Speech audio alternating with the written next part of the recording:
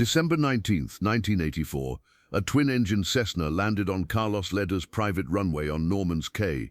The pilot stepped out carrying 2 duffel bags. Inside those bags, $1 million in cash, payment for one single flight from Colombia to Louisiana, 500 kilograms of pure cocaine. The pilot's name was Barry Seal, and Barry Seal was about to become the most successful drug smuggler in American history. He would make Carlos Lehder a billionaire. He would fly hundreds of missions. He would earn $500,000 per flight. And then in 1984, Barry Seal made a phone call that would destroy everything. He called the DEA. "I want to make a deal." This is the story of the pilot who built Carlos Lehder's empire and then betrayed him. To understand how Barry Seal changed Carlos Lehder's life, you need to understand what Carlos was facing in 1978. Carlos had Norman's Cay, he had the runway, he had the connections in Colombia, but he had one massive problem: pilots. Moving cocaine from Colombia to the United States required experienced pilots who could fly low, avoid radar, navigate by night, and land on short runways. Most pilots were either too scared or too incompetent. Carlos lost 3 planes in 6 months. 1 crashed in the ocean, 1 got intercepted by the Coast Guard, 1 pilot got arrested in Florida. Carlos was losing money, losing product, losing patience. That's when George Jung mentioned a name. There's a guy, best pilot I've ever seen, flies for the CIA, smuggles weapons, doesn't ask questions. His name is Barry Seal. Carlos leaned forward. "Where do I find him?" "Baton Rouge, Louisiana." "But he's expensive." "I don't care about expensive. I care about reliable." 2 weeks later, Carlos flew to Baton Rouge. He met Barry Seal at a small airfield outside the city. Barry was 39 years old, overweight, balding, looked like a regular middle-aged guy. But when Barry started talking about aviation, Carlos knew he'd found his man. "I can fly anything," Barry said. "Cessnas, Pipers, Lears. I've flown weapons into Central America for the agency. I've flown contraband for the mob. I know every radar gap between Colombia and Florida. I know every landing strip. I know how to disappear." Carlos asked the question that mattered. "How much?" Barry smiled. $50,000 per flight. Carlos laughed. "That's more than most people make in a year." "I'm not most people. You want your cocaine delivered? You pay $50,000. You want it delivered safely on time every time? You pay $50,000. Take it or leave it." Carlos thought about the 3 planes he'd lost, the millions of dollars of cocaine sitting in Colombia with no way to move it. "Deal, but I need to see you fly first." Barry stood up. "Let's go."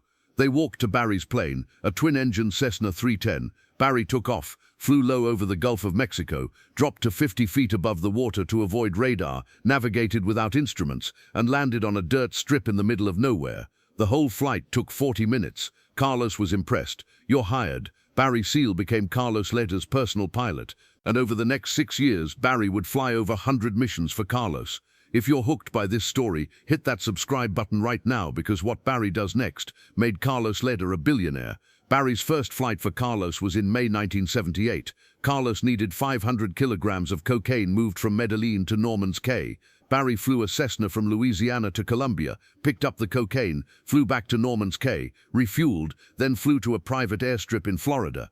Total time 12 hours. Total payment $50,000. No complications, no intercepts, perfect execution. Carlos was thrilled. He immediately booked Barry for another flight, and another, and another. By 1980, Barry Seal was flying for Carlos twice a week, and Barry was making a fortune, $50,000 per flight, 2 flights per week. That's $100,000 per week, $400,000 per month, $4.8 million per year. Barry Seal was making more money than most CEOs, but Barry wanted more. In 1981, Barry approached Carlos with a proposal. "I want to expand. I want to use bigger planes. I want to move more product per flight." Carlos listened. "Right now I'm flying Cessnas, 500 kilos per flight. But if you let me use a Learjet, I can move 2,000 kilos per flight." Carlos did the math. 2,000 kilos, 4 buys the product, 4 buys the profit. How much? $200,000 per flight. Carlos smiled. Done. Barry Seal upgraded to Learjets, and suddenly Carlos Lehder's operation exploded. Between 1981 and 1984, Barry Seal moved over 50 tons of cocaine for Carlos Lehder. 50 tons, street value over $3 billion. Barry's cut, $20 million. Carlos's cut, $2.98 billion. Barry Seal had become the most successful drug pilot in history, and Carlos Lehder had become one of the richest men in the world. But Barry Seal was also attracting attention. The DEA knew someone was moving massive amounts of cocaine into Louisiana. They didn't know who, but they were watching. And in 1984, Barry Seal made a mistake that would change everything. March 1984, Barry Seal was arrested in Florida, not for drug smuggling, for a small weapons charge. Barry had been flying guns to the Contras in Nicaragua. The DEA caught him with unregistered firearms. Barry was looking at 5 years in federal prison, but Barry Seal didn't want to go to prison. He had a family, a wife, kids, a house in Baton Rouge. So Barry made a phone call.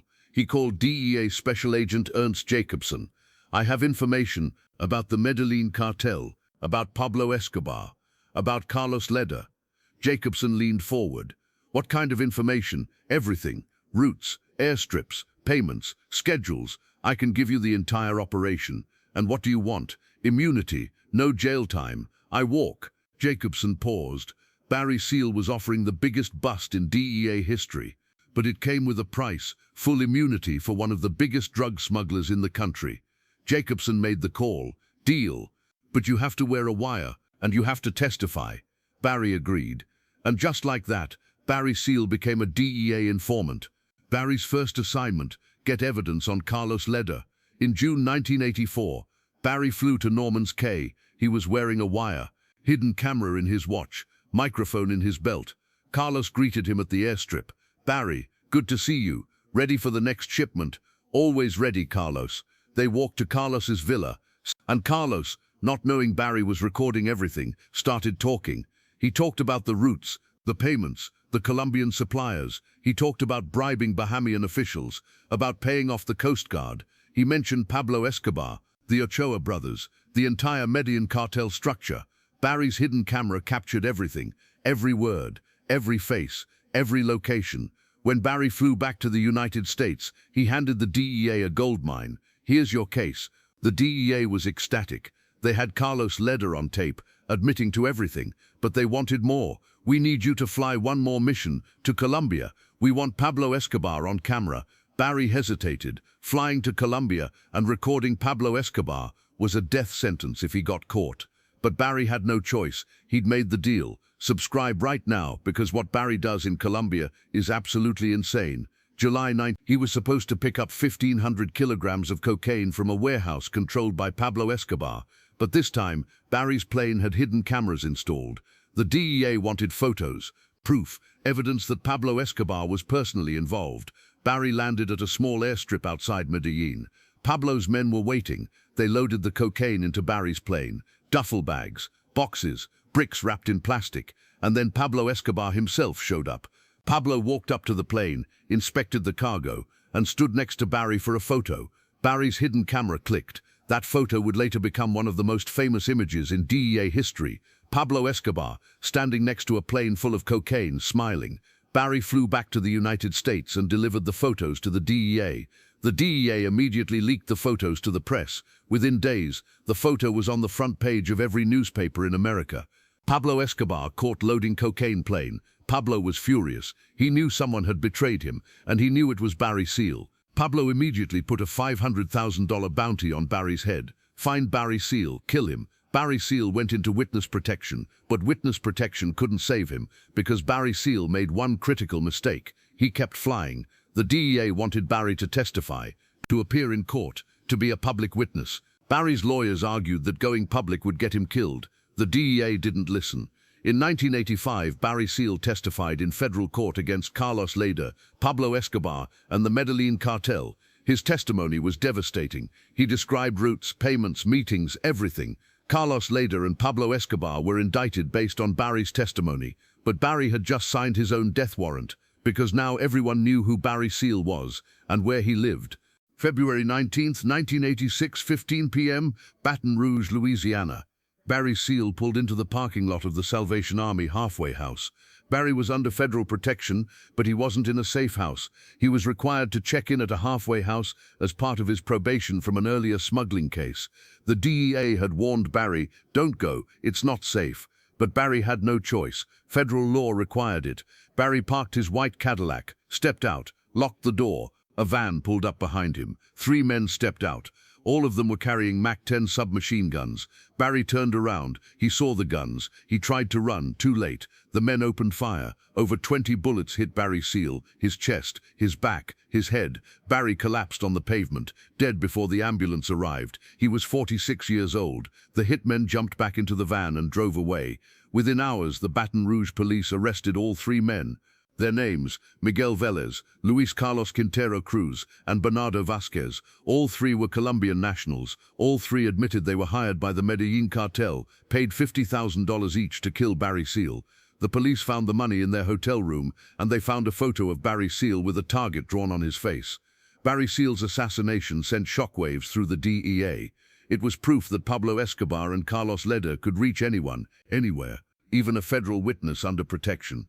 But Barry's death had consequences, because Barry had already given the DEA everything they needed, his testimony, his recordings, his photos. All of it was admissible in court, and all of it was being used to build cases against Carlos Lehder and Pablo Escobar. Hit that like button if you're realizing that Barry Seal's betrayal destroyed Carlos Lehder's empire even after Barry died.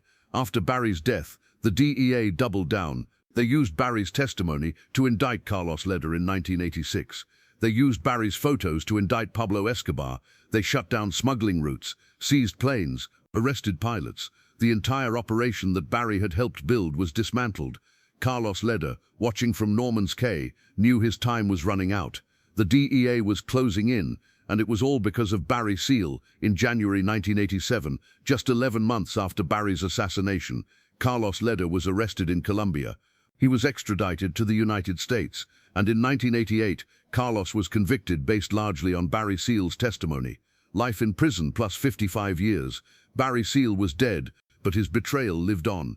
Carlos spent the next 33 years in prison thinking about Barry, the pilot who made him a billionaire, the pilot who betrayed him, the pilot who got assassinated. And Carlos realized something. In the drug trade, everyone betrays everyone eventually.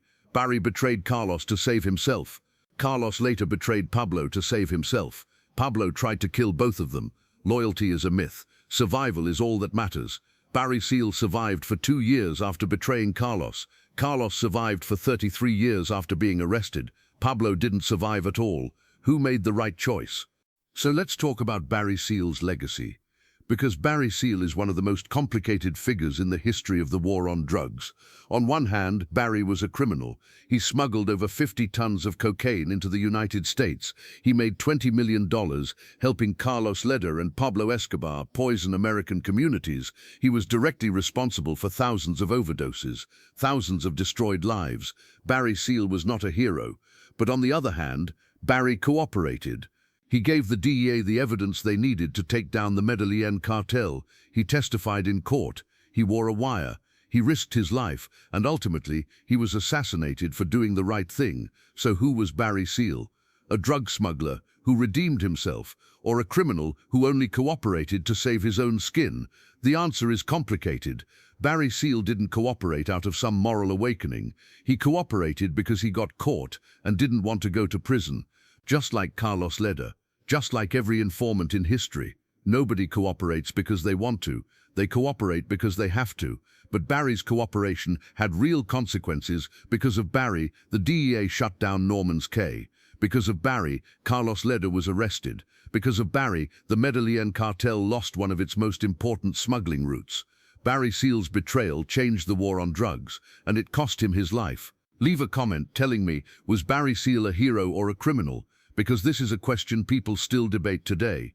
In 2017, a movie was made about Barry Seal, American-made, starring Tom Cruise. The movie portrayed Barry as a charming rogue, a lovable hustler who got in over his head. But the real Barry Seal was more complicated. He was a family man who smuggled cocaine to pay for his kids' private school. He was a patriot who flew missions for the CIA and then betrayed them. He was a criminal who became an informant and then got murdered. Barry Seal was all of those things, and his story is a perfect example of how messy the war on drugs really is. There are no clean heroes, no clear villains, just people making impossible choices in impossible situations. Barry chose to cooperate, and it cost him his life. Carlos chose to cooperate, and it saved his life.